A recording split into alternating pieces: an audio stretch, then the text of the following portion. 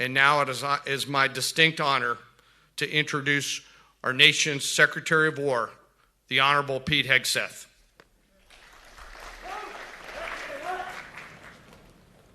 Thank you, Mr. Chairman. Sure. Thank you. Please take your seats.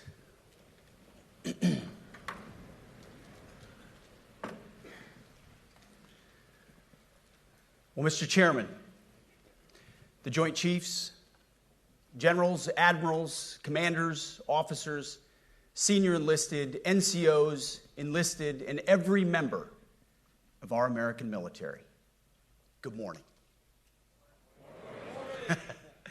Good morning and welcome to the War Department, because the era of the Department of Defense is over. You see, the motto of my first platoon was, "Those who long for peace must prepare for war." This is, of course, not a new idea. This crowd knows that. The origin dates to the 4th century Rome and has been repeated ever since, including by our first commander-in-chief, George Washington, the first leader of the War Department. It captures a simple yet profound truth. To ensure peace, we must prepare for war.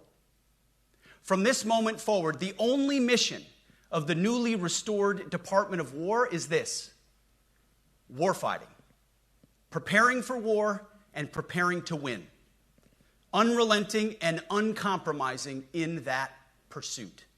Not because we want war, no one here wants war, but it's because we love peace. We love peace for our fellow citizens. They deserve peace, and they rightfully expect us to deliver it. Our number one job, of course, is to be strong so that we can prevent war in the first place. The president talks about it all the time. It's called peace through strength. And as history teaches us, the only people who actually deserve peace are those who are willing to wage war to defend it. That's why pacifism is so naive and dangerous. It ignores human nature and it ignores human history. Either you protect your people and your sovereignty, or you will be subservient to something or someone. It's a truth as old as time. And since waging war is so costly in blood and treasure, we owe our republic a military that will win any war we choose, or any war that is thrust upon us. Should our enemies choose foolishly to challenge us, they will be crushed by the violence, precision, and ferocity of the War Department. In other words, to our enemies, F-A-F-O.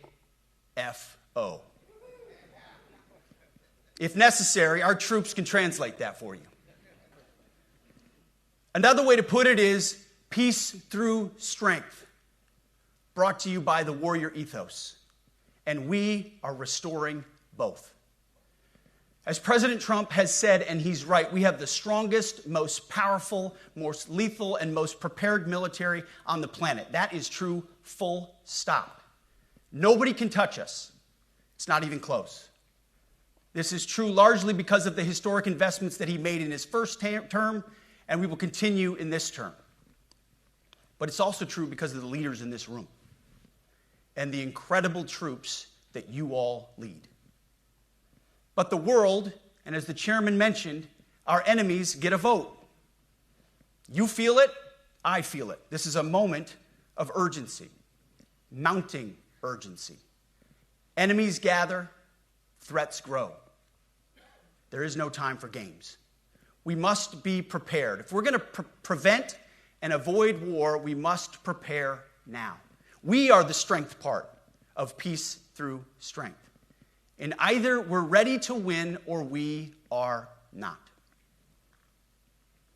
You see, this urgent moment, of course, requires more troops, more munitions, more drones, more Patriots, more submarines, more B-21 bombers.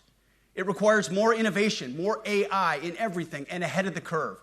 More cyber effects, more counter-UAS, more space, more speed. America is the strongest, but we need to get stronger and quickly. The time is now, and the cause is urgent.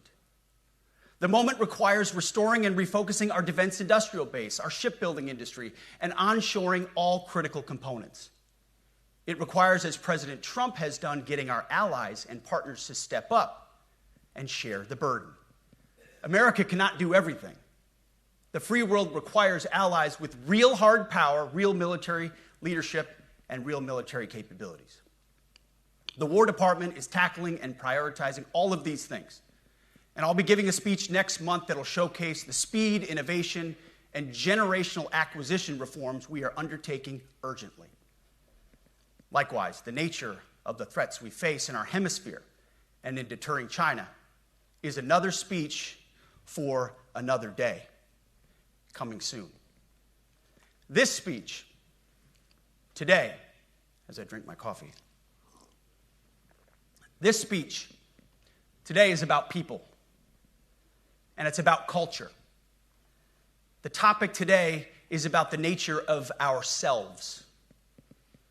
Because no plan, no program, no reform, no formation will ultimately succeed unless we have the right people and the right culture at the War Department. If I've learned one core lesson in my 8 months in this job, it's that personnel is policy. Personnel is policy. The best way to take care of troops is to give them good leaders committed to the warfighting culture of the department. Not perfect leaders, good leaders. Competent, qualified, professional, agile, aggressive, innovative, risk-taking, apolitical, faithful to their oath and to the Constitution. Eugene Sledge, in his World War II memoir, wrote, quote, "War is brutish, inglorious, and a terrible waste. Combat leaves an indelible mark on those who are forced to endure it. The only redeeming factors are my comrades' incredible bravery and their devotion to each other." In combat, there are thousands of variables, as I learned in Iraq and Afghanistan, and as so many of you did in so many more places. Leaders can only control about 3 of them. You control how well you're trained, mostly how well you're equipped, and the last variable is how well you lead. After that, you're on your own. Our warfighters are entitled to be led by the best and most capable leaders. That is who we need you all to be. Even then, in combat, even if you do everything right, you may still lose people because the enemy always gets a vote. We have a sacred duty to ensure that our warriors are led by the most capable and qualified combat leaders.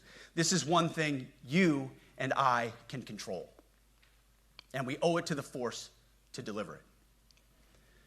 For too long, we have simply not done that. The military has been forced by foolish and reckless politicians to focus on the wrong things. In many ways, this speech is about fixing decades of decay. Some of it obvious, some of it hidden. Or as the chairman has put it, we are clearing out the debris, removing the distractions, clearing the way for leaders to be leaders. You might say we're ending the war on warriors. I heard someone wrote a book about that. For too long, we've promoted too many uniformed leaders for the wrong reasons, based on their race, based on gender quotas, based on historic so-called firsts. We've pretended that combat arms and non-combat arms are the same thing. We've weeded out so-called toxic leaders under the guise of double-blind psychology assessments, promoting risk-averse, go-along-to-get-along conformists instead. You name it, the department did it. Foolish and reckless political leaders set the wrong compass heading, and we lost our way. We became the woke department, but not anymore. Right now, I'm looking out at a sea of Americans who made a choice when they were young men and young women to do something most Americans will not, to serve something greater than yourselves, to fight for God and country, for freedom and the Constitution. You made a choice to serve when others did not, and I commend you. You are truly the best of America. But this does not mean, and this goes for all of us, that our path to this auditorium on this day was a straight line. or that the conditions of the formations we lead are where we want them to be. You love your country, and we love this uniform, which is why we must do better. We just have to be honest. We have to say with our mouths what we see with our eyes, to just tell it like it is in plain English, to point out the obvious things right in front of us. That's what leaders must do. We cannot go another day without directly addressing the plank in our own eye, without addressing the problems in our own commands and in our own formations. This administration has done a great deal from day one to remove the social justice, politically correct, and toxic ideological garbage that had infected our department, to rip out the politics. No more identity months, DEI offices, dudes in dresses. No more climate change worship. No more division, distraction, or gender delusions. No more debris. As I've said before, and will say again, we are done with that shit. I've made it my mission to uproot the obvious distractions that made us less capable and less lethal. That said, the War Department requires the next step. Underneath the woke garbage is a deeper problem, and a more important problem that we are fixing and fixing fast. Common sense is back at the White House, so making the necessary changes is actually pretty straightforward. President Trump expects it. And the litmus test for these changes is pretty simple. Would I want my eldest son, who is 15 years old, eventually joining the types of formations that we are currently wielding? If in any way the answer to that is no, or even yes, but, then we're doing something wrong. Because my son is no more important than any other American citizen who dons the cloth of our nation. He is no more important than your son. All precious souls made in the image and likeness of God. Every parent deserves to know that their son or their daughter that joins our ranks is entering exactly the kind of unit that the Secretary of War would want his son to join. Think of it as the golden rule test. Jesus said, "Do unto others that which you would have done unto yourself." It's the ultimate simplifying test of truth. The new War Department golden rule is this: do unto your unit as you would have done unto your own child's unit. Would you want him serving with fat or unfit or undertrained troops? Or alongside people who can't meet basic standards? Or in a unit where standards were lowered so certain types of troops could make it in? In a unit where leaders were promoted for reasons other than merit, performance, and warfighting? The answer is not just no, it's hell no. This means at the War Department, first and foremost, we must restore a ruthless, dispassionate, and common sense application of standards.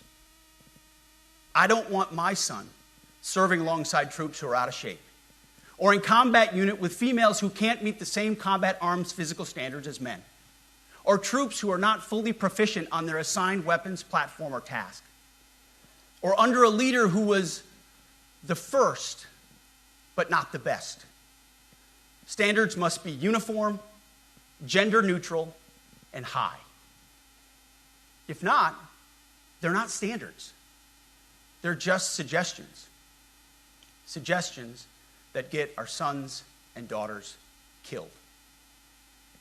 When it comes to combat arms units, and there are many different stripes across our joint force, the era of politically correct, overly sensitive, don't hurt anyone's feelings leadership ends right now.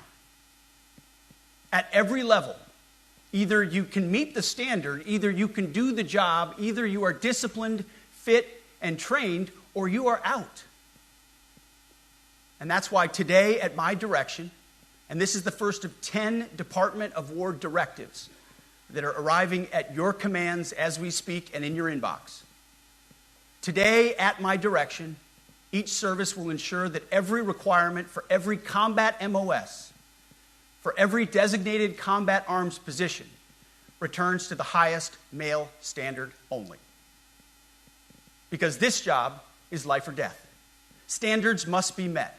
And not just met, at every level we should seek to exceed the standard, to push the envelope, to compete. It's common sense and core to who we are and what we do. It should be in our DNA. Today at my direction, we are also adding a combat field test for combat arms units that must be executable in any environment at any time and with combat equipment. These tests, they'll look familiar. They'll resemble the Army Expert Physical Fitness Assessment or the Marine Corps Combat Fitness Test. I'm also directing that warfighters in combat jobs execute their service fitness test at a gender-neutral, age-normed male standard scored above 70%. It all starts with physical fitness and appearance. If the Secretary of War can do regular, hard PT, so can every member of our joint force. Frankly, it's tiring to look out at combat formations, or really any formation, and see fat troops. Likewise, it's completely unacceptable to see fat generals and admirals in the halls of the Pentagon and leading commands around the country and the world. It's a bad look. It is bad, and it's not who we are. So whether you're an airborne ranger or a chairborne ranger, a brand new private or a 4-star general, you need to meet the height and weight standards and pass your PT test. And as the chairman said, yes, there is no PT test. But today, at my direction, every member of the joint force at every rank is required to take a PT test twice a year, as well as meet height and weight requirements twice a year, every year of service. Also today, at my direction, every warrior across our joint force is required to do PT every duty day. Should be common sense. I mean, most units do that already, but we're codifying it. And we're not talking like hot yoga and stretching. Real hard PT, either as a unit or as an individual. At every level, from the Joint Chiefs to everyone in this room to the youngest private, leaders set the standard. And so many of you do this already. Active, Guard, and Reserve. This also means grooming standards. No more beards, long hair, superficial individual expression. We're going to cut our hair, shave our beards, and adhere to standards.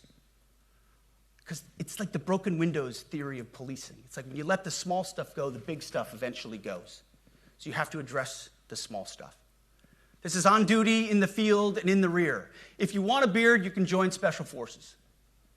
If not, then shave. We don't have a military full of Nordic pagans. But unfortunately, we have had leaders who either refuse to call BS and enforce standards, or leaders who felt like they were not allowed to enforce standards. Both are unacceptable.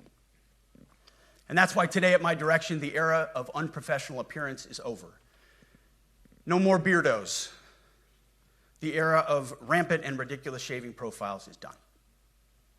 Simply put, if you do not meet the male-level physical standards for combat positions, cannot pass a PT test, or don't want to shave and look professional, it's time for a new position or a new profession. I sincerely appreciate the proactive efforts the secretaries have already taken in some of those areas, service secretaries. And these directives are intended to simply accelerate those efforts. On the topic of standards, allow me a few words to talk about toxic leaders. Upholding and demanding high standards is not toxic. Enforcing high standards, not toxic leadership. Leading warfighters toward the goals of high, gender-neutral, and uncompromising standards in order to forge a cohesive, formidable, and lethal Department of War is not toxic. It is our duty, consistent with our constitutional oath.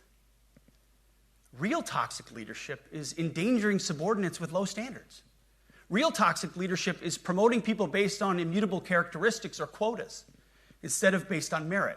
Real toxic leadership is promoting destructive ideologies that are an anathema to the Constitution and the laws of nature and nature's God, as Thomas Jefferson wrote in the Declaration of Independence.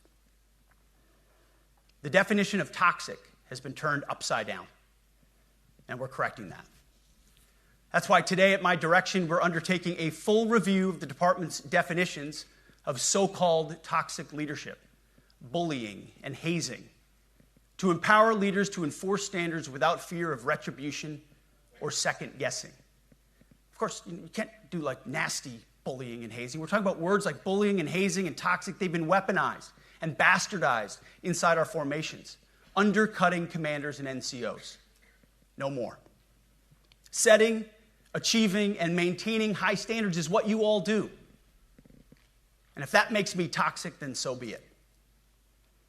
Second, today at our direction, we're ensuring that every service, every unit, every schoolhouse, and every form of professional military education conduct an immediate review of their standards. Now, we've done this in many places already, but today it goes across the entire Department of War. Any place where tried and true physical standards were altered, especially since 2015 when combat arms standards were changed to ensure females could qualify, must be returned to their original standard. Other standards have been manipulated to hit racial quotas as well, which is just as unacceptable. This too must end. Merit only. The president talks about it all the time, merit-based. Here are two basic frameworks I urge you to pursue in this process. Standards I call, my staff's heard all about them, the 1990 test and the E6 test. The 1990s test is simple. What were the military standards in 1990? And if they have changed, tell me why. Was it a necessary change based on the evolving landscape of combat? Or was the change due to a softening, weakening, or gender-based pursuit of other priorities? 1990 seems to be as good a place to start as any. And the E6 test. Ask yourself, does what you're doing make the leadership, accountability, and lethality efforts of an E6, or frankly an O3, does it make it easier or more complicated? Does the change empower staff sergeants, petty officers, and tech sergeants to get back to basics? The answer should be a resounding yes. The E6 test, or O3 test, clarifies a lot, and it clarifies quickly. Because war does not care if you're a man or a woman. Neither does the enemy. Nor does the weight of your rucksack, the size of an artillery round, or the body weight of a casualty on the battlefield who must be carried. This, and I want to be very clear about this, this is not about preventing women from serving.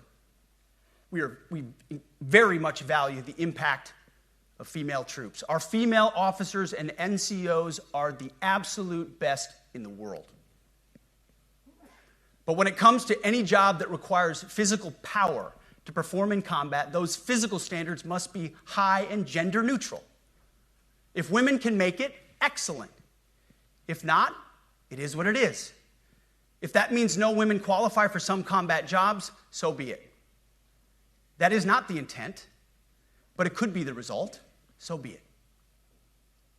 It will also mean that weak men won't qualify because we're not playing games.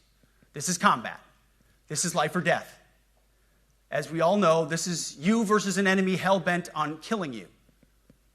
To be an effective, lethal fighting force, you must trust that the warrior alongside you in battle is capable, truly physically capable of doing what is necessary under fire. You know this is the only standard you would want for your kids and for your grandkids. Apply the War Department Golden Rule, the 1990 test, and the E6 test, and it's really hard to go wrong. Third, we are attacking and ending the walking on eggshells and zero-defect command culture. A risk-averse culture means officers execute not to lose instead of to win. A risk-averse culture means NCOs are not empowered to enforce standards. Commanders and NCOs don't take necessary risks or make tough adjustments for fear of rocking the boat or making mistakes. A blemish-free record is what peacetime leaders covet the most, which is the worst of all incentives. we as senior leaders need to end the poisonous culture of risk aversion and empower our NCOs at all levels to enforce standards. Truth be told, for the most part, we don't need new standards. We just need to reestablish a culture where enforcing standards is possible. And that's why today at my direction, I'm issuing new policies that will overhaul the IG, EO, and MEO processes. I call it the No More Walking on Eggshells policy. We are liberating commanders and NCOs. We are liberating you. We are overhauling an inspector general process, the IG, that has been weaponized, putting complainers, ideologues, and poor performers in the driver's seat. We're doing the same with the equal opportunity and military equal opportunity policies, the EO and MEO at our department. No more frivolous complaints, no more anonymous complaints, no more repeat complainants, no more smearing reputations, no more endless waiting, no more legal limbo, no more sidetracking careers, no more walking on eggshells. Of course, being a racist has been illegal in our formation since 1948. The same goes for sexual harassment. Both are wrong and illegal. Those kinds of infractions will be ruthlessly enforced. But telling someone to shave or get a haircut or to get in shape or to fix their uniform or to show up on time or to work hard, that's exactly the kind of discrimination we want. We are not civilians. You are not civilians. You are set apart for a distinct purpose. So we as a department need to stop acting and thinking like civilians and get back to basics and put the power back in the hands of commanders and NCOs. Commanders and NCOs who make life and death decisions. Commanders and NCOs who enforce standards and ensure readiness. Commanders and NCOs who in this War Department have to look in the mirror and have to pass the golden rule test. My kids, your kids, America's sons and daughters. So I urge you all here today and those watching, take this guidance and run with it. The core of this speech is the 10 directives we're announcing today. They were written for you, for Army leadership, for Navy leadership, for Marine Corps leadership, for Air Force leadership, Space Force leadership. These directives are designed to take the monkey off your back and put you, the leadership, back in the driver's seat. Move out with urgency because we have your back. I have your back. And the Commander-in-Chief has your back. And when we give you this guidance, we know mistakes will be made. It's the nature of leadership. But you should not pay for earnest mistakes for your entire career.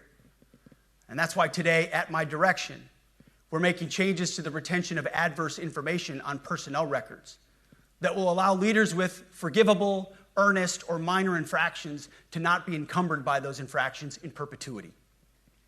People make honest mistakes, and our mistakes should not define an entire career. Otherwise, we only try not to make mistakes, and that's not the business we're in. We need risk takers and aggressive leaders and a culture that supports you. Fourth, at the War Department, promotions across the Joint Force will be based on one thing: merit. Colorblind, gender-neutral, merit-based. The entire promotion process, including evaluations of warfighting capabilities, is being thoroughly re-examined. We've already done a lot in this area, but more changes are coming soon.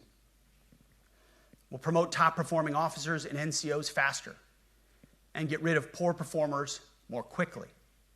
Evaluations, education, and field exercises will become real evaluations, not box checks, for every one of us at every level. These same reforms happened before World War II as well. General George Marshall and Secretary of War Henry Stimson did the same thing. And we won a world war because of it. As it happens, when he started the job, Chairman Kane gave me a frame and a photo to hang in my office. A matching frame and photo hangs in his. It's a photo of Marshall and Stimson preparing for World War II. Those two leaders famously kept the door open between their offices. for the entirety of the war. They worked together, civilian and uniform, every single day. Chairman Kane and I do the same. There is no daylight between us. Our doors are always open. Our job together is to ensure our military is led by the very best, ready to answer the nation's call. Fifth, as you have seen, and the media has obsessed over, I have fired a number of senior officers since taking over. The previous chairman, other members of the Joint Chiefs, combatant commanders, and other commanders. The rationale for me has been straightforward. It's nearly impossible to change a culture with the same people who helped create or even benefited from that culture, even if that culture was created by a previous president and previous secretary. My approach has been simple. When in doubt, assess the situation, follow your gut, and if it's the best for the military, make a change. We all serve at the pleasure of the president every single day. But in many ways, it's not their fault. It's not your fault. As foolish and reckless as the woke department was, those officers were following elected political leadership. An entire generation of generals and admirals were told that they must parrot the insane fallacy that, quote, our diversity is our strength. Of course, we know our unity is our strength. They had to put out dizzying DEI and LGBTQI+ statements. They were told females and males are the same thing, or that males who think they're females is totally normal. They were told that we need a green fleet and electric tanks. They were told to kick out Americans who refused an emergency vaccine. They followed civilian policies set by foolish and reckless political leaders.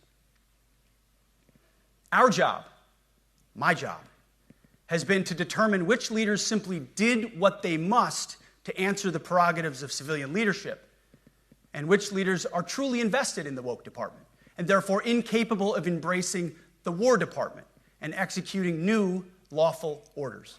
That's it. It's that simple. So for the past 8 months, we've gotten a good look under the hood of our officer corps. We've done our best to thoroughly assess the human terrain. We've had to make trade-offs and some difficult decisions. It's more of an art than a science. We have been and will continue to be judicious, but also expeditious.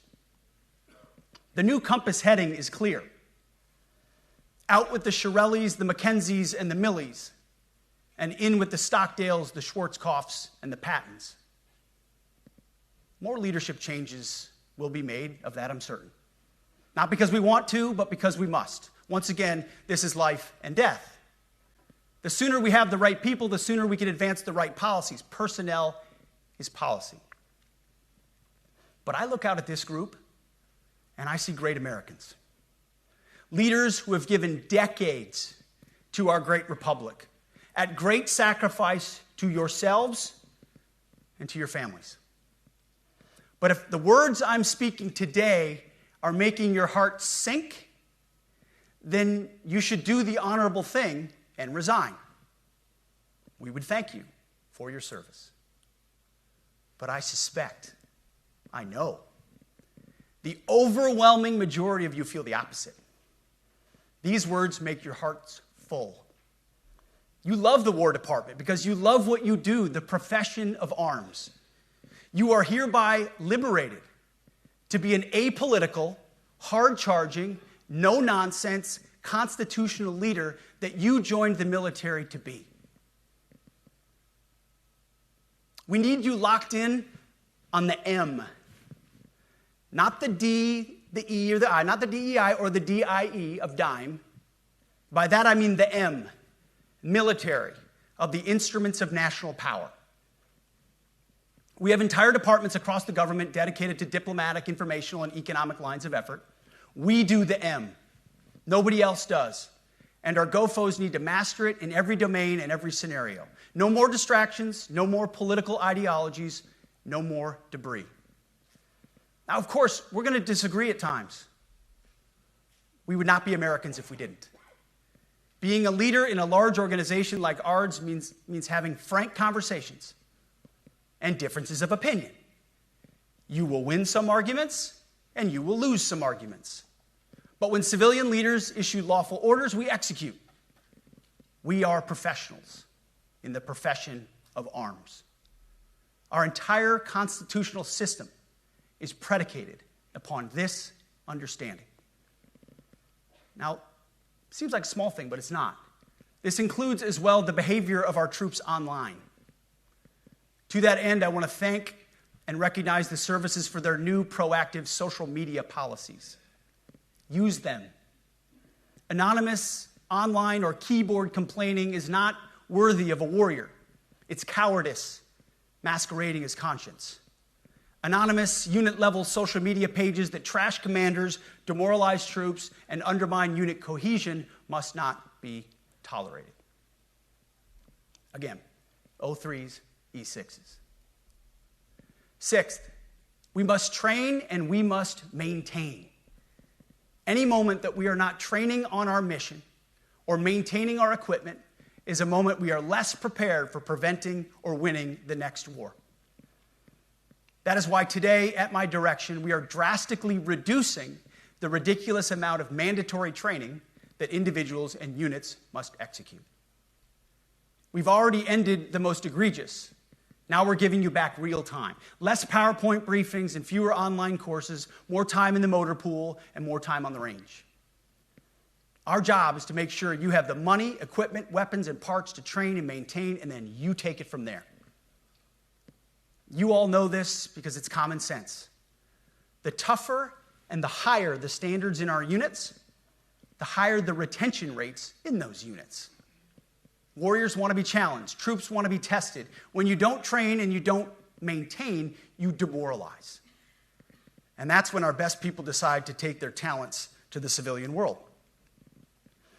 The leaders who created the woke department have already driven out too many hard chargers. We reverse that trend right now. There is no world in which high-intensity war exists without pain, agony, and human tragedy. We are in a dangerous line of work. You are in a dangerous line of work. We may lose good people.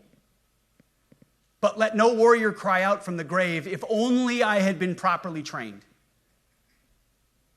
We will not lose warfighters because we failed to train or equip them or resource them. Shame on us if we do. Train like your warriors' lives depend on it, because they do. To that point, basic training is being restored to what it should be: scary, tough, and disciplined. We're empowering drill sergeants to instill healthy fear in new recruits, ensuring that future warfighters are forged. Yes, they can shark attack, they can toss bunks, they can swear, and yes, they can put their hands on recruits. This does not mean they can be reckless or violate the law, but they can use tried and true methods to motivate new recruits, to make them the warriors they need to be. Back to basics at basic as well. Of course, and you know this, basic training is not where mission readiness should end. The nature of the evolving threat environment demands that everyone, in every job, must be ready to join the fight if needed. A core credo of the Marine Corps is every Marine a rifleman. It means that everyone, regardless of MOS, is proficient enough to engage an enemy threat at sea, in the air, or in a so-called rear area. We need to ensure that every member of our uniformed military maintains baseline proficiency in basic combat skills, especially because the next war, like the last, will likely not have a rear area. Finally, as President Trump rightly pointed out when he changed the department name, the United States has not won a major theater war since the name was changed to the Department of Defense in 1947. One conflict stands out in stark contrast: the Gulf War. Why? Well, there's a number of reasons, but it was a limited mission with overwhelming force and a clear end state. But why did we execute and win the Gulf War the way we did in 1991? There's two overwhelming reasons. One was President Ronald Reagan's military buildup gave an overwhelming advantage. And two, military and Pentagon leadership had previous formative battlefield experiences. The men who led this department during the Gulf War were mostly combat veterans of the Vietnam War. They said never again to mission creep or nebulous end states. The same holds true today. Our civilian and military leadership is chock full of veterans from Iraq and Afghanistan who say never again to nation building and nebulous end states. This clear-eyed view, all the way in the White House, combined with President Trump's military buildup, postures us for future victories if, and we will, and when we embrace the War Department. And we must.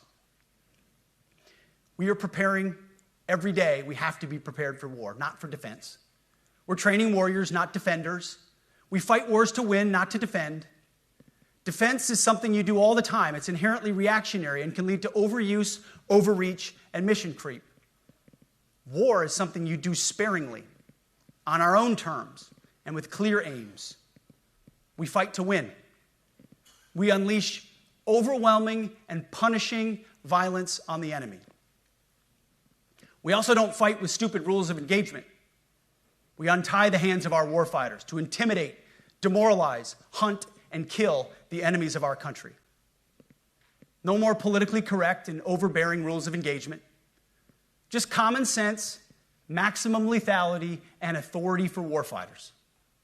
That's all I ever wanted as a platoon leader. And it's all my E6 squad leaders ever wanted, back to that E6 rule. We let our leaders fight their formations, and then we have their back. It's very simple, yet incredibly powerful. A few months ago, I was at the White House when President Trump announced his Liberation Day for America's trade policy. It was a landmark day. Well, today is another Liberation Day.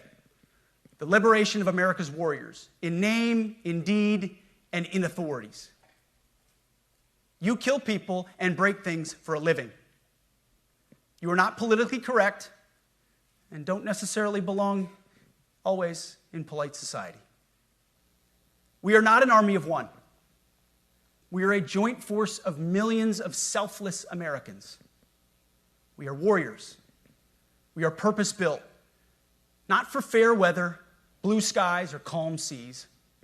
We were built to load up in the back of helicopters, 5 tons, or Zodiacs, in the dead of night, in fair weather or foul, to go to dangerous places, to find those who would do our nation harm, and deliver justice on behalf of the American people in close and brutal combat if necessary. You are different. We fight not because we hate what's in front of us. We fight because we love what's behind us. You see, the Ivy League faculty lounges will never understand us, and that's okay, because they could never do what you do. The media will mischaracterize us, and that's okay, because deep down they know the reason they can do what they do is you. In this profession, you feel comfortable inside the violence so that our citizens can live peacefully. Lethality is our calling card, and victory our only acceptable end state. In closing, a few weeks ago, at our monthly Pentagon Christian prayer service, I recited a commander's prayer. It's a simple yet meaningful prayer for wisdom for commanders and leaders. I encourage you to look it up if you've never seen it. But the prayer, it ends like this. And most of all, Lord, please keep my soldiers safe. Lead them, guide them, protect them, watch over them. And as you gave all of yourself for me, help me give all of myself for them. And amen. I have prayed this prayer many times since I've had the privilege of being your secretary. And I will continue to pray this prayer for each of you as you command and lead our nation's finest. Go forth and do good things, hard things. President Trump has your back, and so do I. And you'll hear from him shortly. Move out and draw fire, because we are the War Department. Godspeed. Room, attention.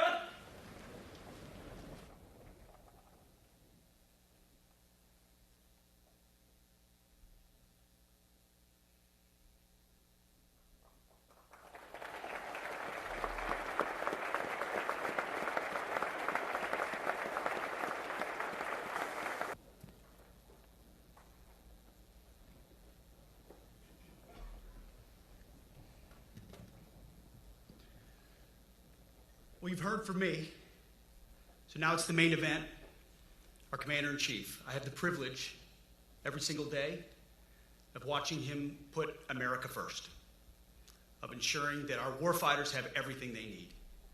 His compass is clear.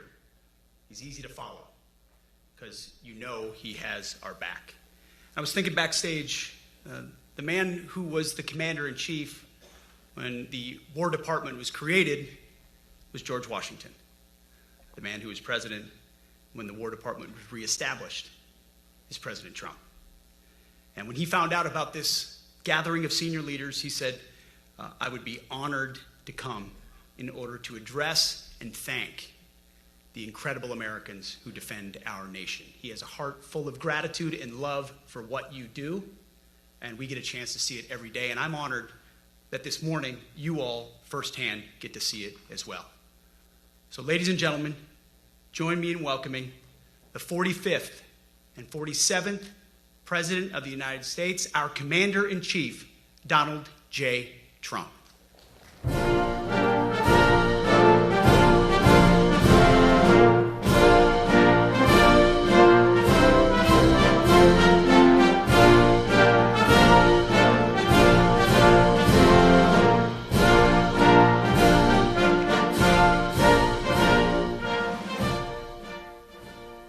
Thank you very much, Pete. Great job you're doing, too. Fantastic job. I've never walked into a room so silent before. This is very... Oh, don't laugh. Don't laugh. You're not allowed to do that. You know what? Just have a good time. And if you want to applaud, you applaud. And if you want to do anything you want, you can do anything you want. And if you don't like what I'm saying, you can leave the room. Of course, there goes your rank. There goes your future. But you just feel nice and loose, okay? Because we're all on the same team. And I was told that, sir, you won't hear a murmur in the room. I said, we got to loosen these guys up a little bit. So you just have a good time. But I want to thank Secretary Hegseth and General Kane, General Raisin Kane for a reason, they call him that. When I heard his name, I said, you're the guy I'm looking for. The Joint Chiefs of Staff and so many others in this room who together represent the greatest and most elite fighting force in the history of the world, the United States military. We're very proud of our military. I rebuilt the military during my first term. It's one of the greatest achievements. We had the greatest economy in history, and I built the military. Those are the two things I say more than anything else. And I also kept us safe at the borders. We had very good borders. We didn't have people coming in from jails and prisons and everything like took place over the last 4 years. They'll never forget what happened to this country over the last 4 years with the incompetence. There could be no higher honor than to serve as your Commander-in-Chief. It is a great honor. I look at you, you're just incredible people. Central casting, I might add. To each and every one of you, I thank you for your unwavering devotion to the armed forces and to the country that we've all sworn a sacred oath to defend. We all have that oath, every one of us.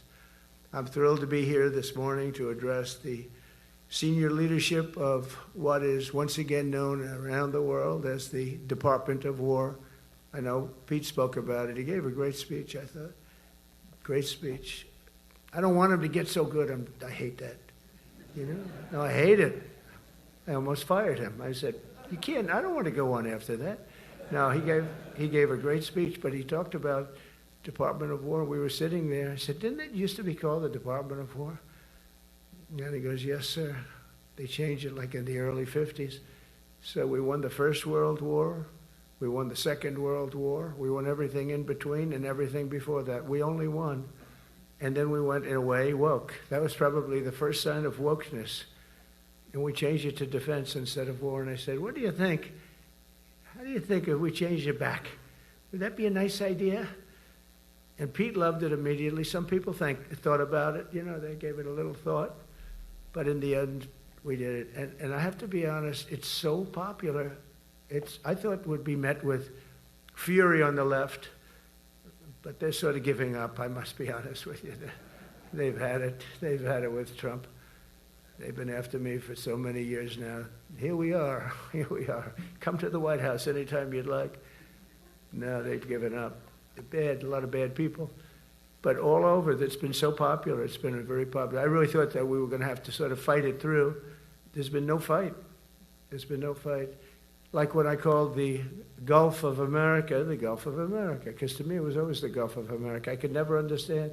We have 92% of the frontage, and for years, actually 350 years, they were there before us. It was called the Gulf of Mexico. I just had this idea. I'm looking at a map, I'm saying, we have most of the frontage. Why is it Gulf of Mexico? Why isn't it the Gulf of America? And I made the change, and it went smoothly. I mean, we had a couple of fake news outlets that refused to make the change. And then one of them, AP, took us to court, and we won. And the judge, who was a somewhat liberal judge, said, the name is the Gulf of America, because AP refused to call it the Gulf of America. They wrote, they're not a good outfit, by the way. They call it the Gulf of Mexico. I said, no, the Gulf of America is the name. And the judge actually said that, in fact, you can't even go into the room because what you're doing is not appropriate. The name is the Gulf of America. Google Maps changed the name. Everybody did, but AP wouldn't, and then we won in court. How about that? Isn't that so cool? The Secretary Hegseth beautifully described the name change reflects far more than the shift in branding. It's really a historic reassertion of our purpose and our identity and our pride. That's when we go with the word war. And you know, we want war because we want to have no wars, but you have to be there, and you know, sometimes you have to do it. I have settled so many wars since we're here. We're here almost 9 months, and I've settled 7, and yesterday we might have settled the biggest of them all, although I don't know. Pakistan, India was very big. Both nuclear powers, I settled that. But yesterday could be the settlement in the Middle East. That hasn't happened for 3,000 years. I said, how long have you been fighting? 3,000 years, sir. That's a long time. But we got it, I think, settled. We'll see. Hamas has to agree. And if they don't, it's going to be very tough on them. But it is what it is. But all of the Arab nations, Muslim nations have agreed. Israel has agreed. It's an amazing thing. It just came together. War is very strange, you know. You never know what's going to happen with war. The easiest one of them all is Putin. I said, number one, it's a war that would have never happened if I were president, if the election weren't rigged. If I were president, that war would have never happened, not even a little chance. And it didn't happen for 4 years. But I knew Putin very well, and I thought that would be easy because I know him so well. Well, that one turned out to be the hardest of them all. We had some that were not settlable, and they all got settled. So if this works out, that we did yesterday with the Middle East, then that's more than a war. That's lots of wars. That's all combined. That's a lot of wars. Many of you were over there in many different capacities in many different countries. That's a big part of the earth. But if that works out, it would be 8+. I'm going to give myself 2 or 3 for that one. And then we just have the one to settle, and we have to settle it up with President Putin. And Zelensky, got to get them together and get it done. But the only way we can do that is through strength. I mean, if we were weak, they wouldn't even take my phone call. But we have extreme strength. We had the horror show in Afghanistan, which is really the reason I think that Putin went in. He saw that horror show by Biden and his team of incompetent people. And that showed, I think it gave him a path in. I wasn't there any longer. I watched that, and it was so horrible. I think it was the most embarrassing day in the history of our country. And now we're back. That's it. We're not going to have any of that crap happen, I can tell you. That was terrible, so terrible. Together we're reawakening the warrior spirit, and this is a spirit that won and built this nation, and from the cavalry that tamed the Great Plains to the ferocious, unyielding power of Patton Bradley and the great General Douglas MacArthur. These are all great men. In this effort, we're a team, and so my message to you is very simple. I am with you, I support you, and as president, I have your backs 100%. You'll never see me even waver a little bit. It's the way it is. And that includes our great police officers and firemen and all of these people that are doing so well. Together over the next few years, we're going to make our military stronger, tougher, faster, fiercer, and more powerful than it has ever been before. I rebuilt our nuclear, as you probably know, but we'll upgrade that also and just hope we never have to use it. We have to hope we never have to use it, because the power of that is so incredible. I see things, I don't think they'd show it to you. I really wouldn't want them to show it to you. But when you see the result of what's left, you never want to use that. Never, never, ever. We were a little bit threatened by Russia recently, and I sent a submarine, nuclear submarine, the most lethal weapon ever made. Number one, you can't detect it. There's no way. We're 25 years ahead of Russia and China in submarines. Russia's actually second in submarines. China's third, but they're coming up. They're coming up. They're way lower in nuclear too, but in 5 years they'll be equal. They're coming up. And you don't have to be that good with nuclear. You could have 1/20th what you have now and still do the damage that would be, that'd be so horrendous.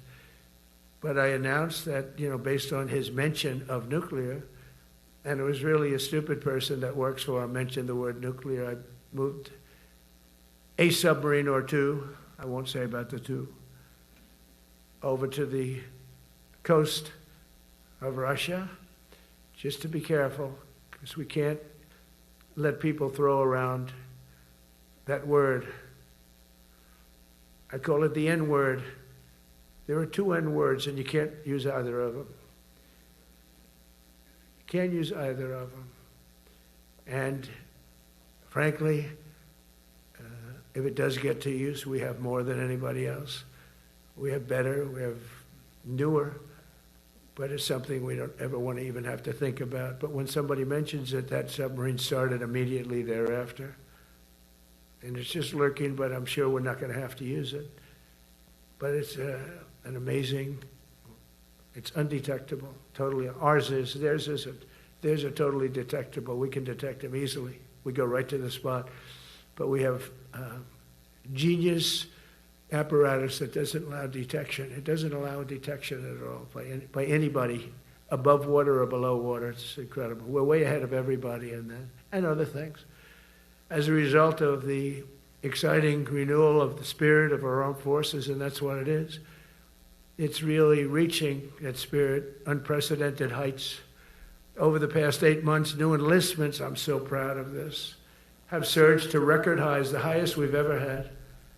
And we used to have recruiting shortages.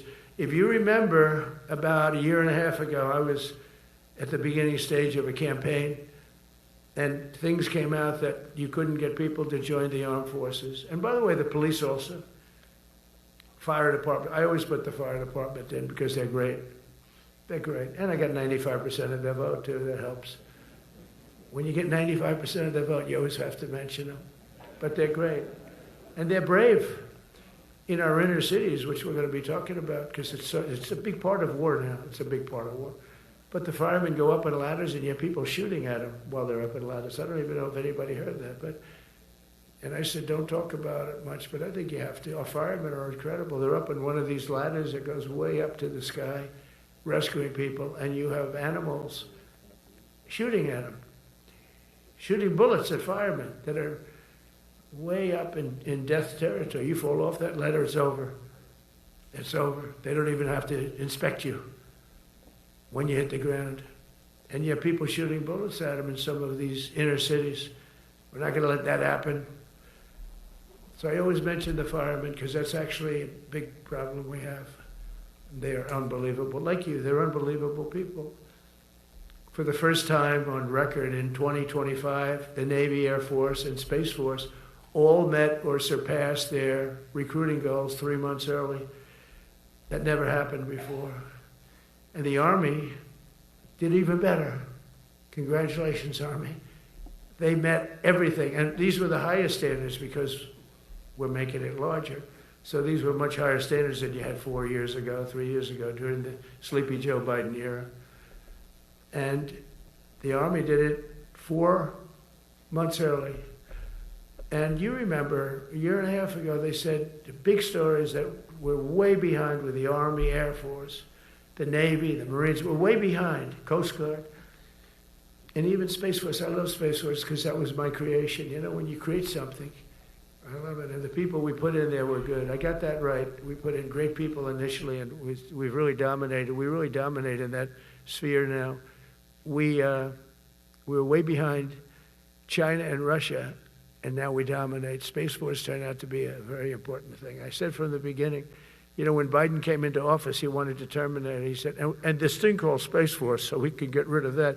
And he got hammered by the people in this room for even suggesting it, because it's very important, one of the most important. And as time goes by, it'll get more and more important. But we're now at 106% of our recruiting targets for the year, and that's the best in far more than a generation. And for the Marines, morale is so strong that the Marine Corps will meet its 2026 retention targets before the end of October, which never happens. And that's the earliest it's ever happened in the history of our country. And it makes you feel good, you know. I felt guilty. I'd go make a speech in front of never people like you. You are the leaders, but people, soldiers. And I felt embarrassed because there'd be stories about, you know, we couldn't fill up our Army, Navy, Air Force. We couldn't fill them up. And it was headlines. It was during Biden's 4 years, the auto pen. I call him the auto pen. It's, how would you like to have your thing signed by an auto pen? You know, when I have a general and I have to sign for a general because we have beautiful paper, the gorgeous paper, I said, throw a little more gold on it. They deserve it. I want the A paper, not the D paper. We used to sign a piece of garbage. I said, this man's going to be a general, right? Yeah. I don't want to use this. I want to use the big, beautiful, firm paper. I want to use the real gold writing when you talk about the position, and they're beautiful. And, but how would you like to have that where some kid sitting in the back office is having it signed with an auto pen? I thought about it, and I thought about you people first, admirals, generals. I said, somebody works his whole life. He gets into maybe the academies or wherever, but however you got there, and you go through years of work, and now you become an admiral or a general or whatever. And when you do, the President of the United States signs your commission, as you know, and that commission is beautifully displayed. And I sign it. Actually, I love my signature. I really do. Everyone loves my signature. But I signed it very proudly, and I always think to myself, how can you have an auto pen sign this? It's just so disrespectful. To me, it's just totally disrespectful. And it turned out that almost everything he did was signed by auto pen, except for when he gave his son, Hunter, pardon. He signed that one. And that's actually the worst signature I've ever seen. That was the bad. The auto pen looks much better. But as leaders, our commitment to every patriot who put on the uniform is to ensure that American military remains the most lethal and dominant on the planet, not merely for a few years, but for the decades and generations to come, for centuries. We must be so strong that no nation will dare challenge us, so powerful that no enemy will dare threaten us, and so capable that no adversary can even think about beating us. And we've had it recently. I had India and Pakistan were going at it, and I called them both. And in this case, I use trade. I'm not going to trade with you. Used to 2 nuclear nations, big nuclear. And no, you cannot do that. I said, yes, I can. You go into this freaking war that I'm hearing about. You know, actually, they just shot down 7 planes. 7 planes, it was starting. There was a lot of bad blood. And I said, you do this, there's not going to be any trade. And I stopped the war. It was raging for 4 days, but that was just the beginning. And we stopped it. It was a great thing. And the Prime Minister of Pakistan was here, along with the Field Marshal, who's a very important guy in Pakistan. And he was here 3 days ago. And I didn't even realize it as beautiful as he said it, but he said that to a group of people that were with us, 2 generals, but a group, he said, this man saved millions of lives because he saved the war from going on. And that war was going to get very bad, very, very bad. President Trump saved millions and millions of lives. That was a bad war. And I was very honored. I loved the way he said it. Susie Wiles was there. She said that was the most beautiful thing. But we saved a lot of them. Saved a lot of them.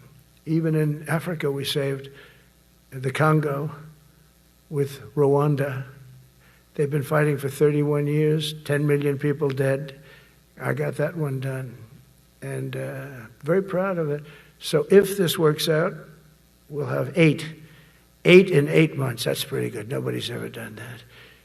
Will you get the Nobel Prize? Absolutely not.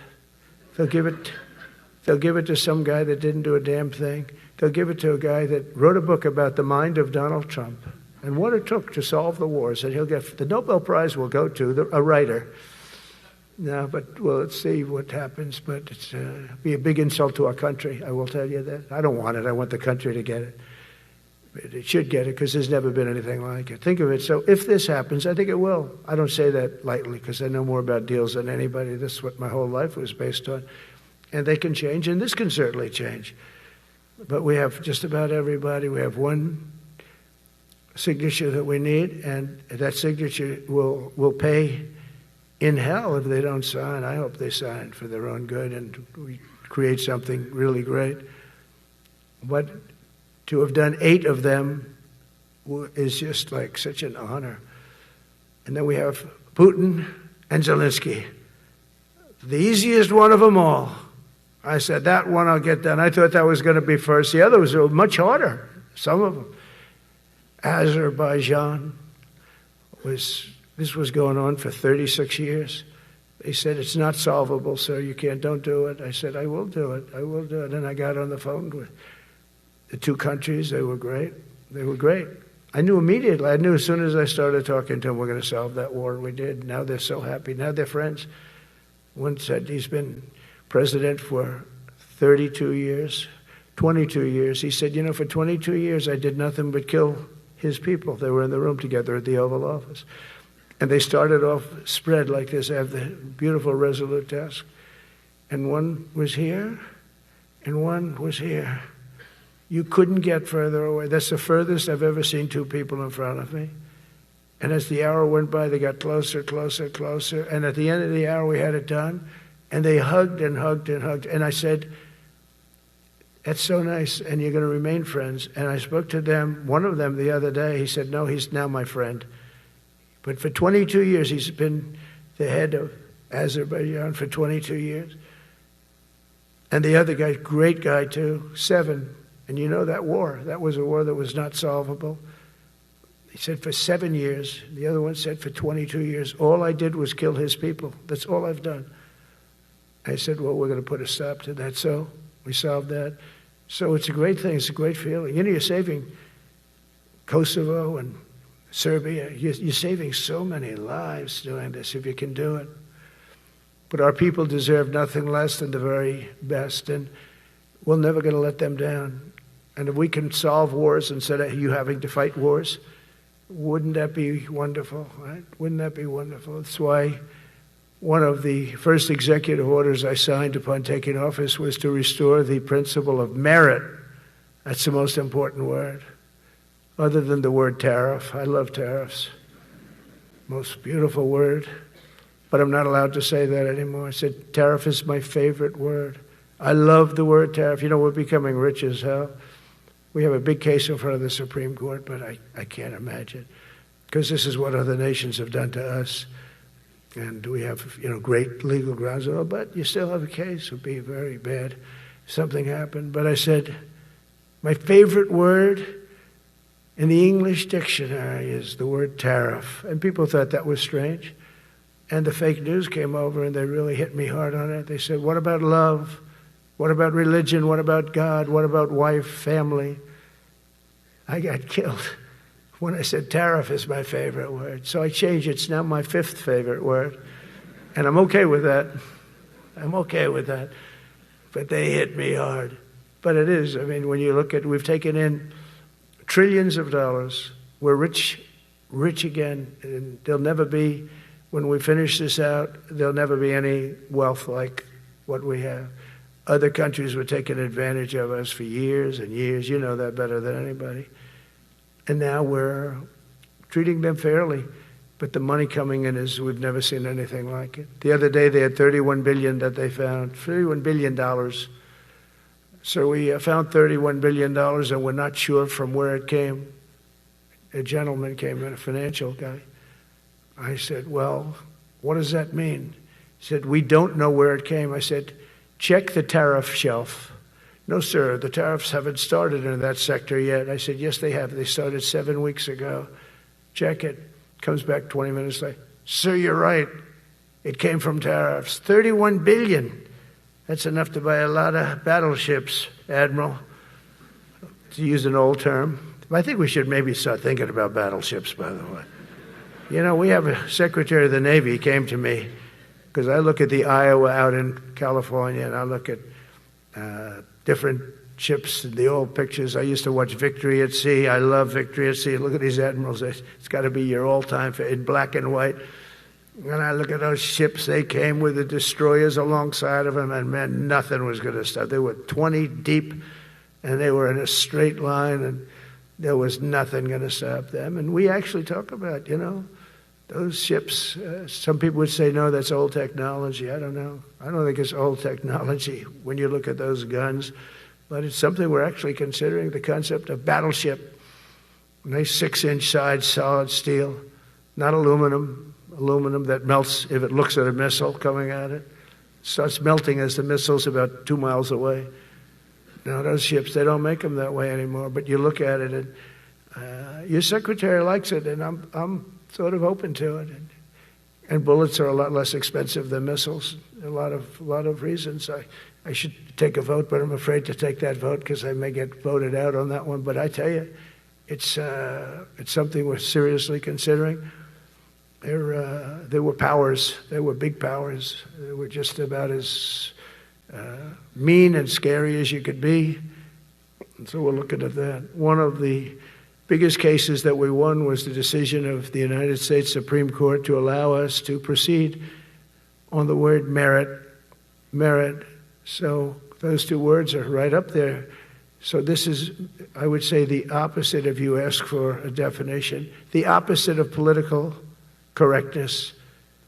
We went through political correct, where you had to have people that were totally unfit to be doing what you're doing for many reasons. I won't get into them.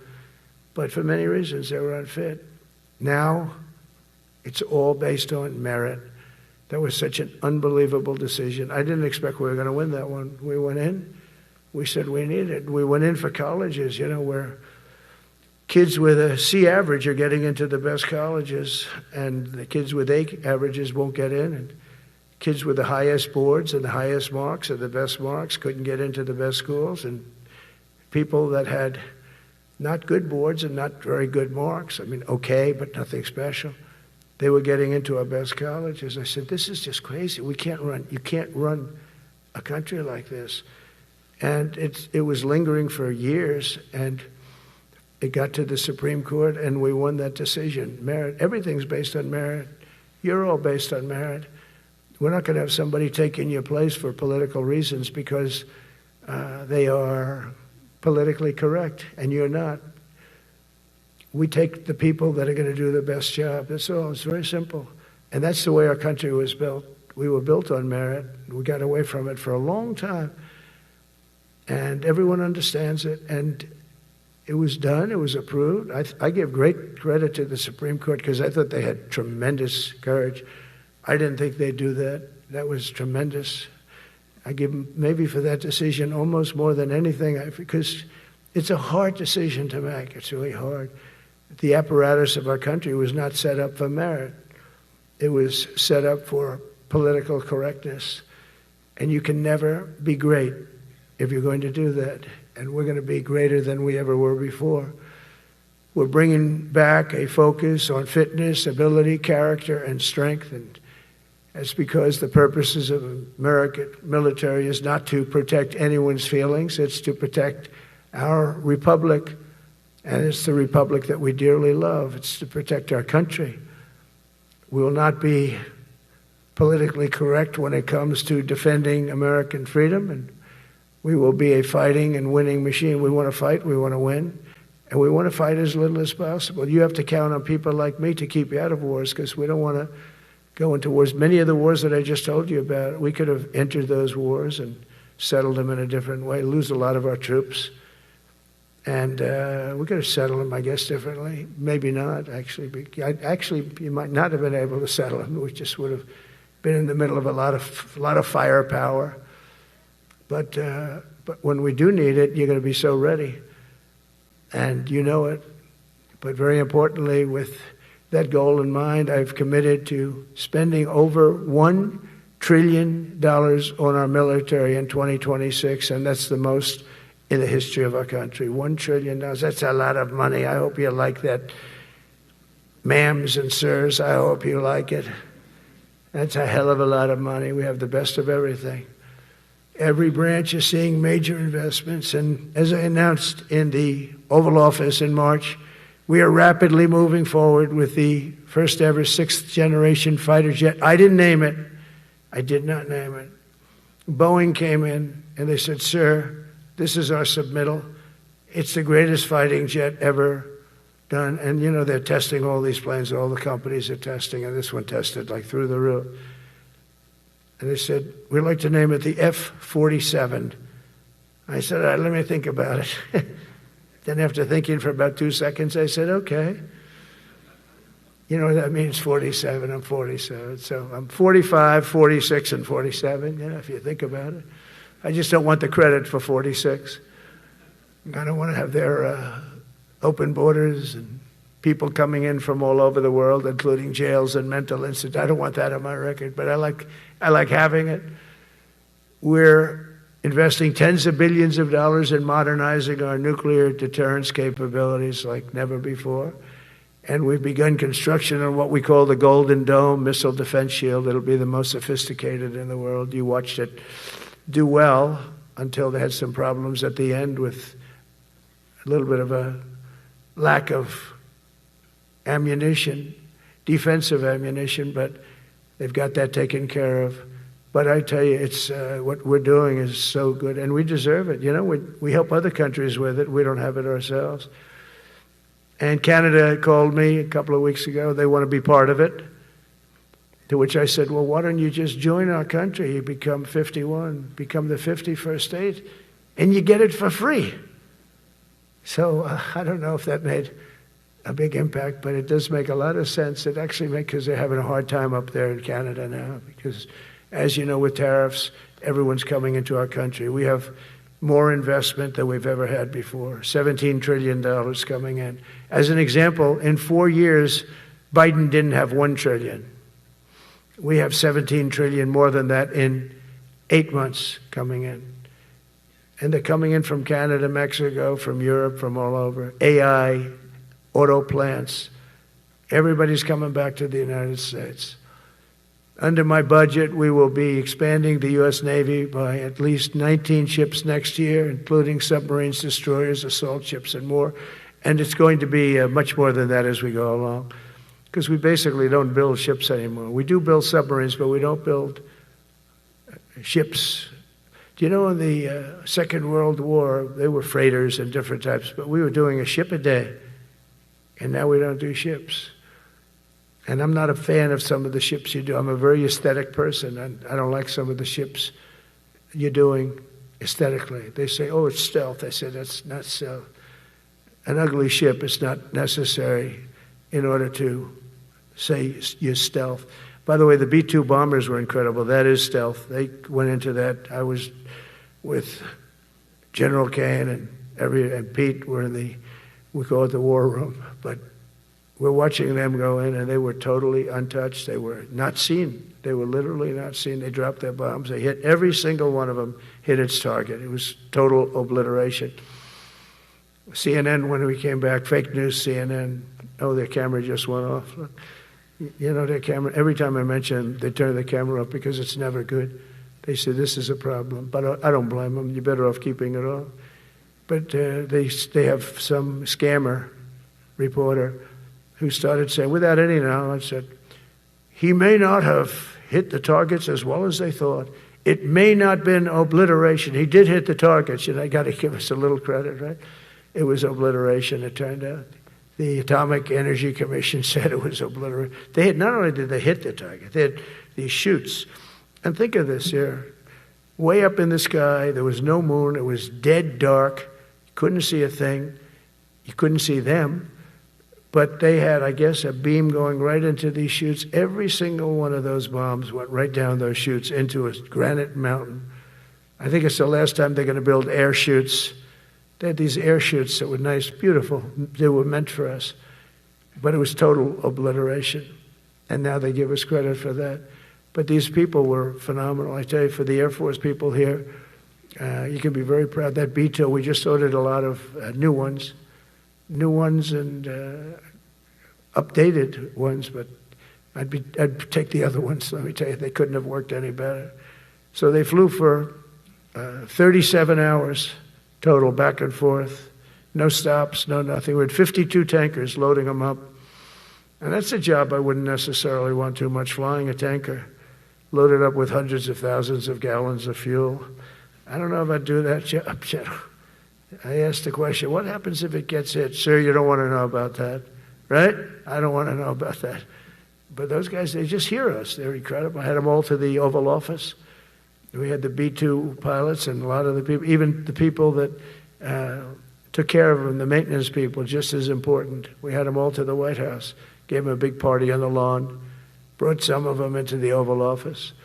But on top of all this, we'll deliver a hard-earned pay raise of 3.8% to every soldier, sailor, airman, Coast Guardsman, Space Guardman, and Marine, something you weren't getting from the past administration.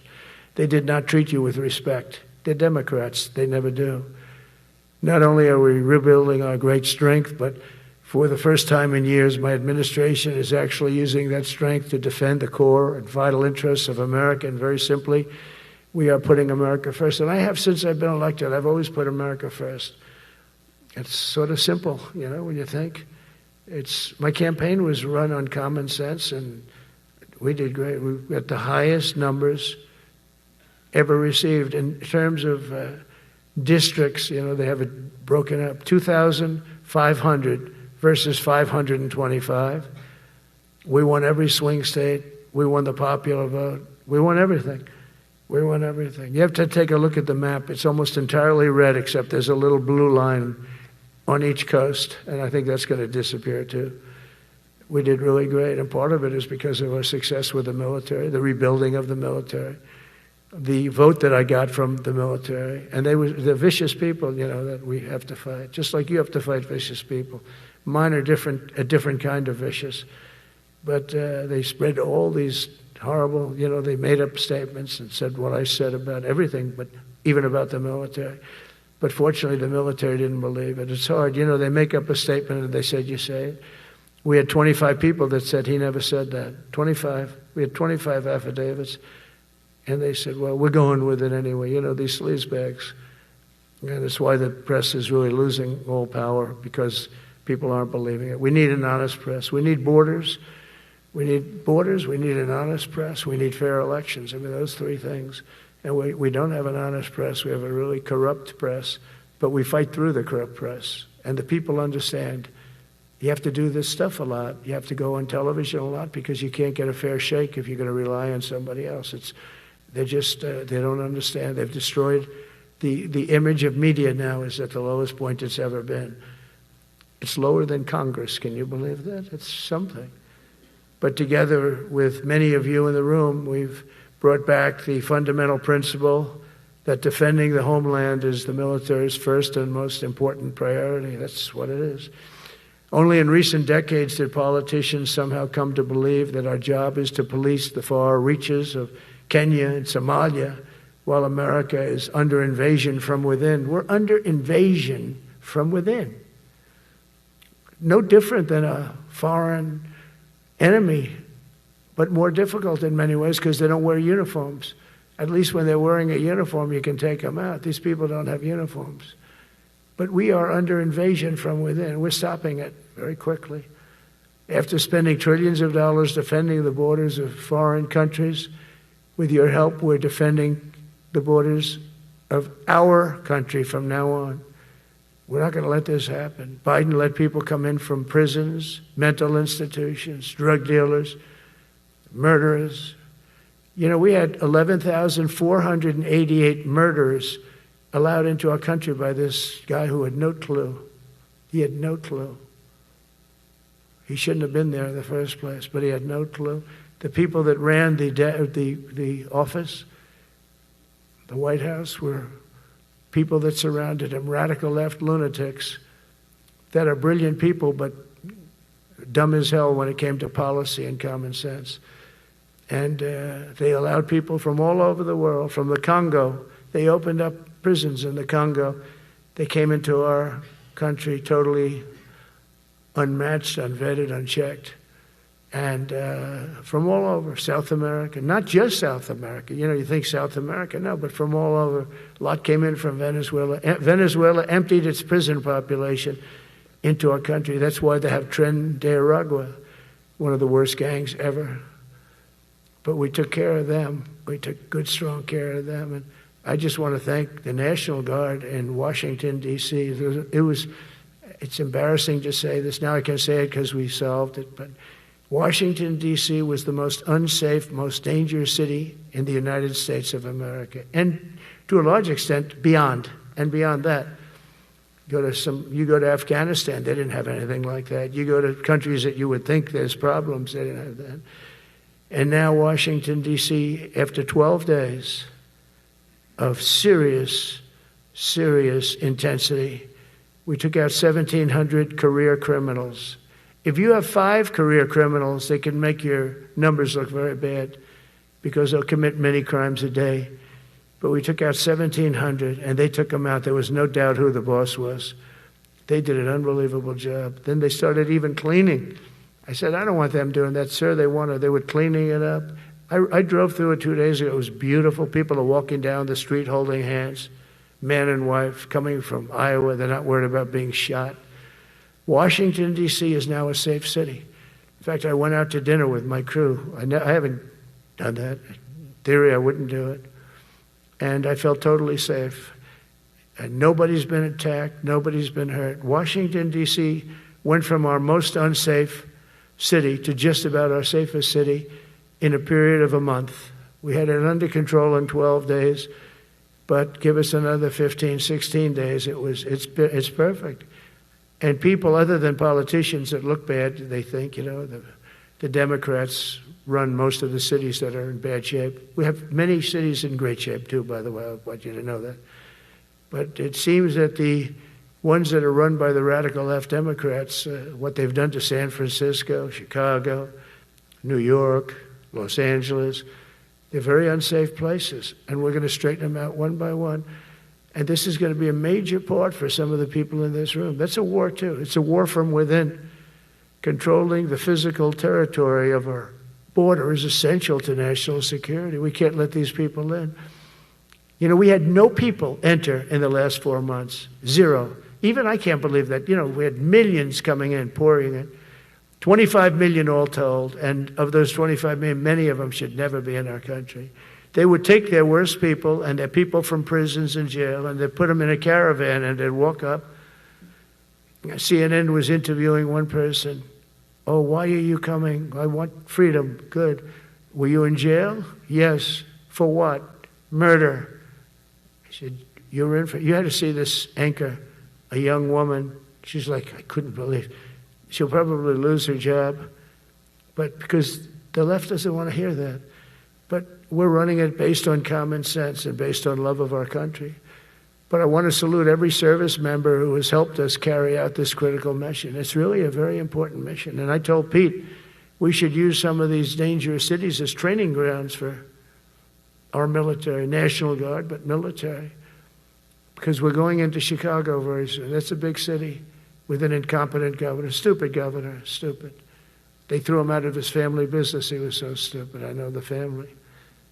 He becomes governor. He's got money. Not money that he made, but he ran for governor, he won, and now he criticizes us all the time. And last week they had 11 people murdered, 44 people shot. The week before that they had 5 people murdered, 28 people shot. Every weekend they lose 5, 6. If they lose 5, they're considering it a great week. They shouldn't lose any. You shouldn't lose any. This is civilization. And he's always up there saying, we're in very good shape. We don't need the military. No, they need the military desperately. How about Portland? Portland, Oregon, where it looks like a war zone. And I get a call from the liberal governor. Sir, please don't come in. We don't need you. I said, well, unless they're playing false tapes, this looked like World War II. Your place is burning down. I mean, you must be kidding. Sir, we have it under control. I said, you don't have it under control, Governor, but I'll check it, and I'll call you back. I called her back. I said, this place is a nightmare. It's certainly not the biggest, but it's one of the worst. It's brutal. They go after our ICE people, who are great patriots and tough job too, but they love it. They love it because they're cleaning up our country. And so you look at some of the things where they took over parts of Seattle. They actually took over a big percentage of Seattle. Think of that. You remember that. That was a while ago. And I sent in the troops and they were gone. As soon as I sent them in, when we send in the troops, if you have a real leader that says you got to do what you have to do, I put that out the other day. You got to do what you got to do because we don't want our people hurt as they stand by. I was watching during Biden, there were troops standing up like this, brave, standing up at attention, the way I should stand all the time. And I'm like this, and people are standing, and their mouth is this far away from their mouth, and they're spitting at them, and they're screaming at them. And that soldier standing there, he wants to knock the hell out of the person, but he's not allowed to do anything. So they just stand there and they get abused. And a woman was this far away from his face, and she starts spitting in his face, and he's not allowed to do anything. If it's okay with you, generals and admirals, I've taken that off. I say, they spit, we hit. Is that okay? I think so. They spit, it's a new thing. They spit, we hit. How about the cars, where the cars are coming out? They get brand new cars, Border Patrol, ICE, beautiful, nice new cars. And they're driving along, and they have to go through a gauntlet of rocks being thrown at the car. So here's this beautiful brand new car. By the time it goes 100 yards, it's destroyed. These guys have pretty good arms, some of them. And they're throwing bricks at full force into the window and into the car. It looks like it's a war zone. And I said, never let that happen again. From now on, if that ever happens, and I say it here, you get out of that car and you can do whatever the hell you want to do. Because those people are you can die from that. Those bricks go through the windows. You can die. They'd like it to. They'd like it to go through the window. But this was a couple of months ago. They just kept driving and bricks are hitting the car. And I said, why aren't they stopping? Because they were under orders from the past administration, never stop. But that's different with us. We stop.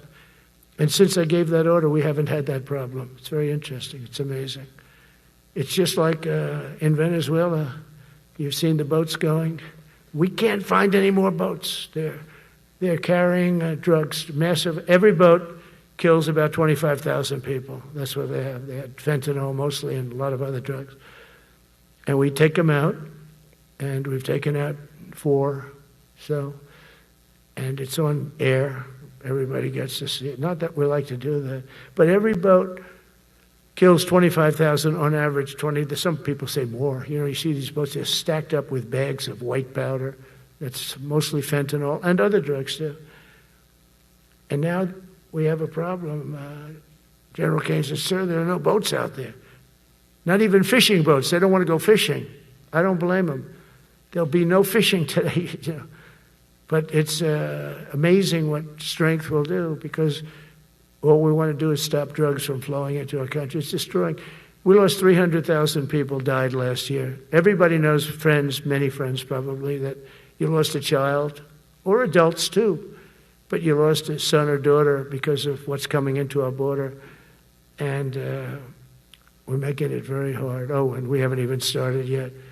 Last month I signed an executive order to provide training for quick reaction force that can help quell civil disturbances. And this is going to be a big thing for the people in this room, because it's the enemy from within, and we have to handle it before it gets out of control. It won't get out of control. Once you're involved at all, they all joke. They say, oh, this is not good. You saw it in Washington. We had gangs of Trenday Araguas at 10, 12, 15 kids, and these military guys walk up to them, and they treat them with disrespect, and they just got pounded. They just got pounded. The gang just pounded, then thrown into paddy wagons and taken back to their country. Some are so dangerous we don't want to even do that, because we don't want to. Some of stone cold murderers, we don't have the confidence, even though they're not coming back very easily. We don't have the confidence. We put them in jails. But these service members are following in a great and storied military tradition, from protecting frontier communities to chasing outlaws and bandits in the Wild West. And our history is filled with military heroes who took on all enemies, foreign and domestic. You know that phrase very well. That's what the oath says, foreign and domestic. Well, we also have domestic. George Washington, Abraham Lincoln, Grover Cleveland, George Bush, and others all used the armed forces to keep domestic order and peace. Many of our leaders used the military to keep peace. Now they like to say, oh, you're not allowed to use the military. And you know what the people say? The people in those cities where they're being raped and shot and beat up, you know what they say? We love the military. You ever see where they interview the people on the street?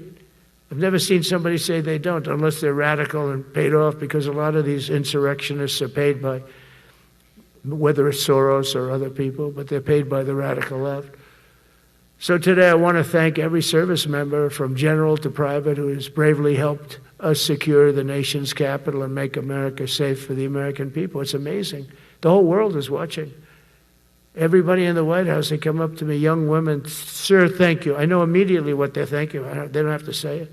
They walk to work now to the White House. We haven't had a crime in Washington in so long, because we got the careers. We call them the careers. We got these lunatics out, and they'll never be any good. You know, I hate to tell this to the liberal media. You could spend time with them. You could do whatever you want. You could send them to the finer schools, which they couldn't get into anyway, mentally. They couldn't get in, but no matter what you do, they'll never be good. They're bad. They're career criminals. I don't know, maybe they were born that way. Some people don't like me to say that, but maybe they were. Certainly some were.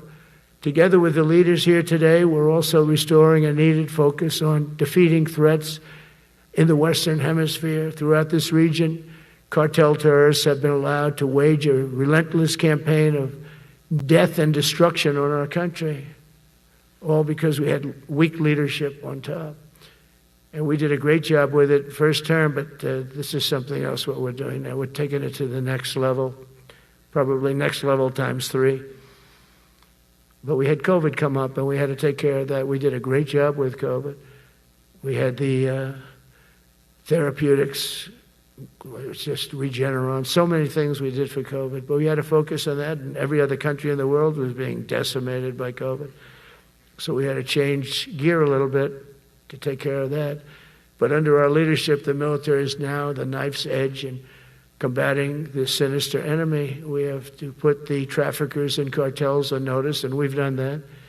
And we've put them, a lot of them, we've call them a terrorist organization, which is actually a big thing to do. Nobody's done it, but I've done it with a lot of them. It gives you a tremendous advantage. If you try to poison our people, we will blow you out of existence, because that's the only language they really understand. That's why you don't see any more boats on the ocean. You don't see any boats. Around Venezuela, there's nothing. As president, I will never hesitate to defend our people from threats of violence, from the horrible plague that's taking place from within.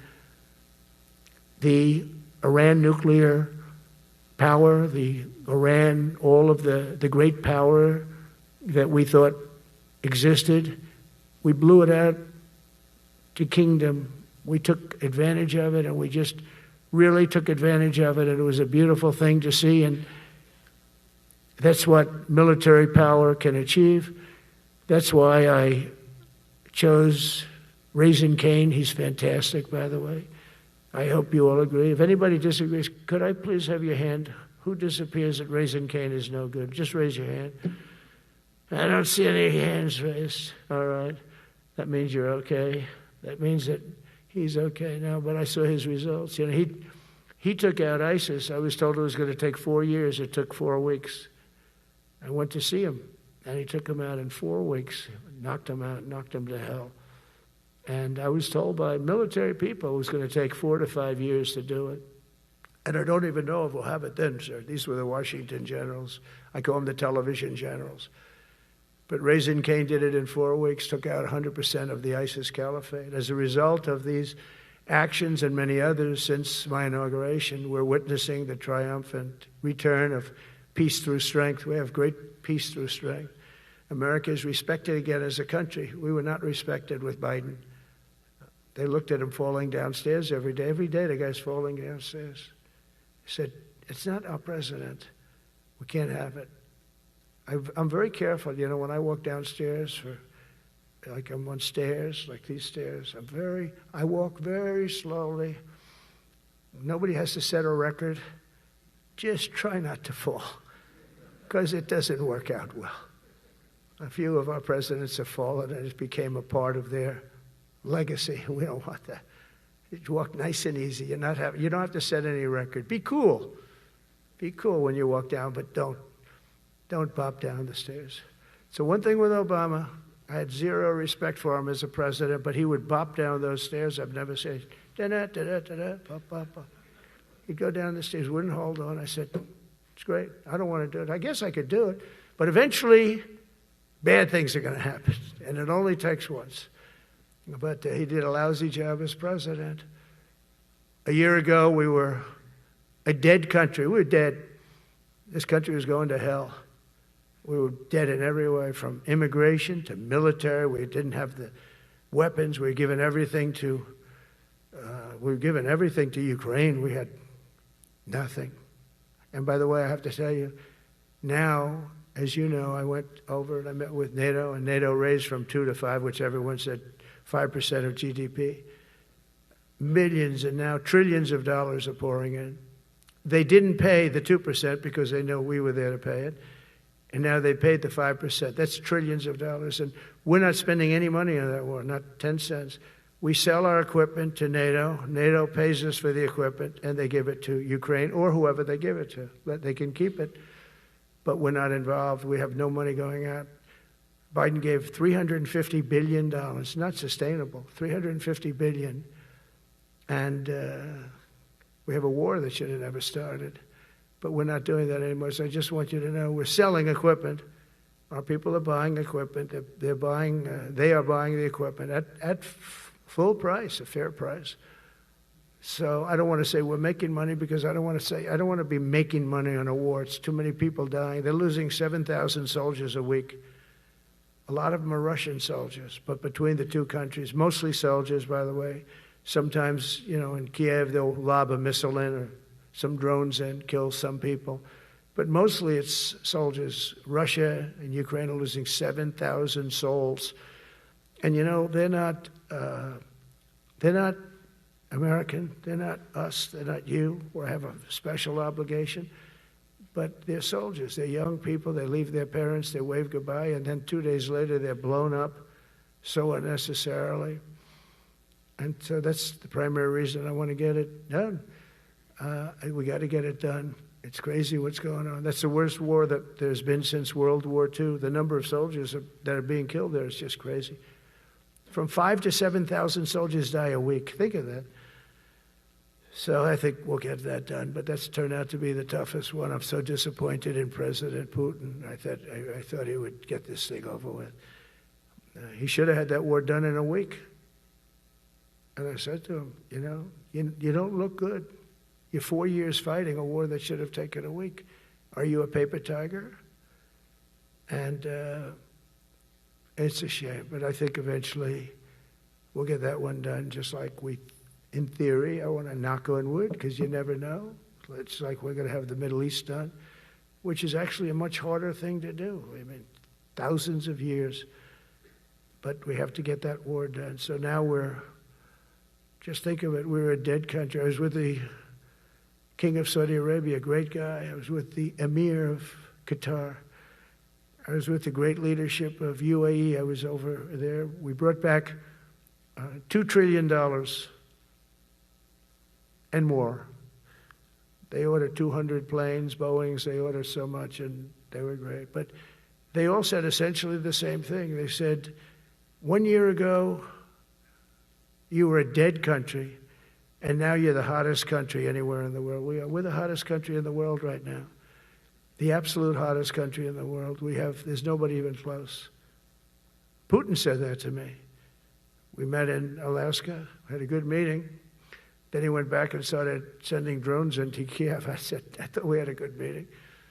But it's one of those things. But we were a dead country a year ago, and now we're the hottest country anywhere in the world. Think of that. You can be proud of that. And you must have felt like hell when you have a wife or a husband at home, and you used to read the numbers that we can't get people to join the Army, Navy, Air Force, Marines, Coast Guard. You must have felt like, I have a job that nobody wants. That doesn't feel good. Well, now you have a job that is brimming over with people wanting it. They want it. And you're able to get a much higher quality because now you have your choice. You want so many. And we're going to have many, many people that aren't going to be able to join because of the fact that we don't need them at this moment. But think of it, what a difference that is from, I could just imagine 2 years ago, you're reading front page articles in the New York Times, of course, and Wall Street Journal. They always give us unfair stories. But they played it so big. They were playing it so big. Nobody wants to join the Army, the Marines, the Air Force. They don't want to join. They don't want to join the Coast Guard at all. Nobody wants to join. Nobody wants to join our police forces. Our police forces also. It almost went hand in hand. And I used to say, boy, I'm speaking in front of the military today, and it's embarrassing because I'm speaking in front of people who have a job that other people don't want, but now you have a job that everybody wants. So I think that has to make you feel good. It's one of the reasons I love being here today, because I wanted to say that. I have to say that. Everybody wants to be in the Army, the Navy, the Air Force, the Marines. If you think the Coast Guard and Space Force, our beautiful Space Force, it's a whole different world. And now they're signing up, by the way, seriously big numbers for the police. Dangerous job, isn't it? Huh? Fire department.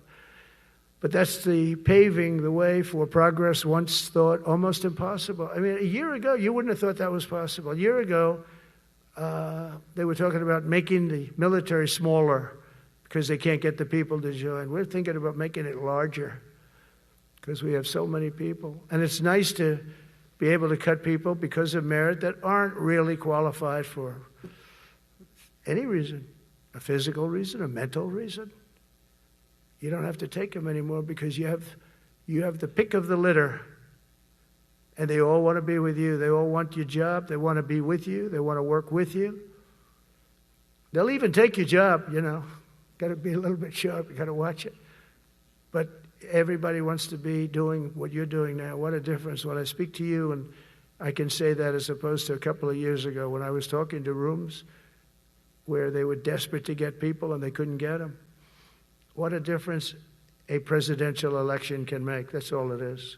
It's just a presidential election. Yesterday at the White House, we put forward a plan for peace in Gaza. We announced it, and we're going to create something that was my idea, but unfortunately I got drafted.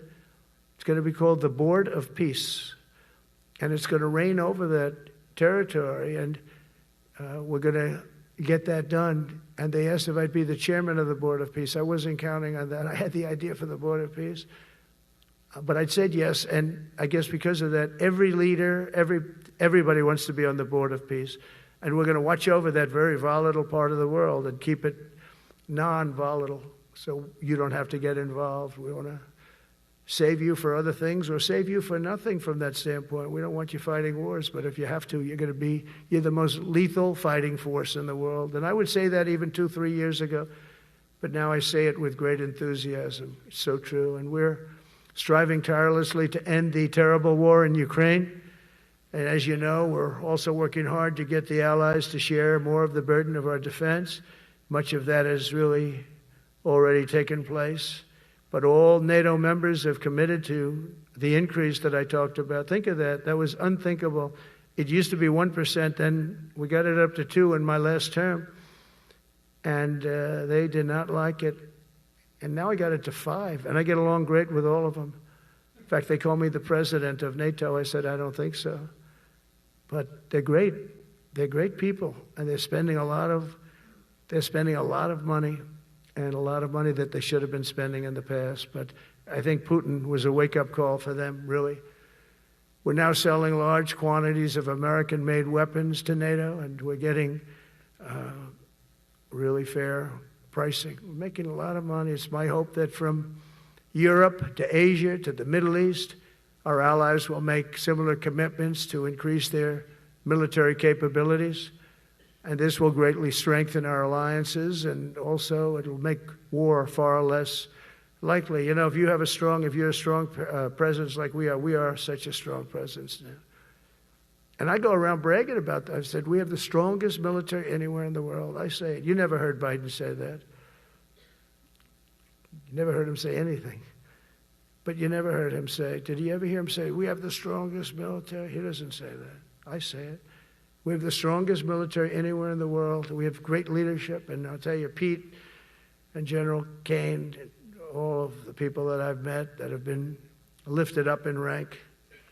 And we got many of them out of here, too. I'll be honest with you. Didn't like doing it, but we got many of you out of here because we weren't satisfied. We know everything about everybody. It'll also help the United States rapidly rebuild our defense industrial base. Each of you can play an important part in getting allies to do their part. So to that end, Secretary Hegseth will soon be announcing major reforms to streamline military acquisitions and expedite foreign military sales. We have tremendous numbers of countries that want to buy our equipment, and, you know, in many cases it takes too long. They're backlogged. We're backlogged on all the equipment, which is something that's new to us a little bit. And I told those companies, you better get your ass going, because we're selling you a lot of equipment. We're getting countries to buy your equipment. You got to produce the equipment. Some of the countries, I'm not going to mention, but some of the countries are buying a lot. And that's a good thing. They're on our side 95%. I'll never say 100% because they can always turn, right? You know about that. But they're on our side.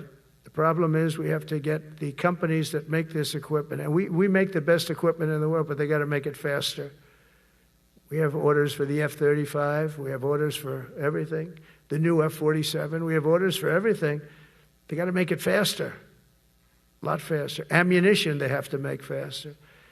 In the coming months, we'll be making even more historic announcements to fully embrace the identity of the Department of War.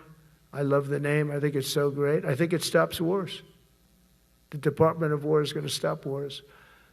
If we are as ruthless and relentless as our enemies, the United States Armed Forces will be totally unmatched in the future. We have a group of enemies that are very ruthless and very smart but they can't match us. They can't match us. They don't even come close to matching us.